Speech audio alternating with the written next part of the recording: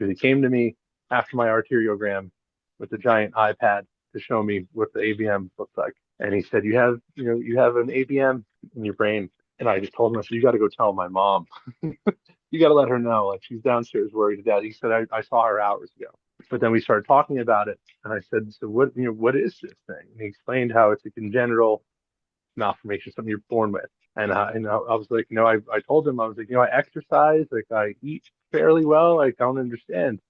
And he said, Lorenzo, no matter where you were, no matter what you were doing at that moment in time, this is always going to happen to you had you not had some intervention prior. And like, I don't know, that made me feel better for some reason. It's a small consolation because you weren't responsible for causing it. Yeah. I like that. That's a good thing, man. I mean, I was partly responsible for making the environment around my AVM worse. So I smoked, I drank, I worked too many hours, I was just stress head, all sorts of things. And I kind of created the perfect storm for it to pop, or to bleed or whatever. But the reality is that an AVM, for a lot of people, this is what's weird. They can occur anywhere in your body. They don't just Mhm. occur in the head.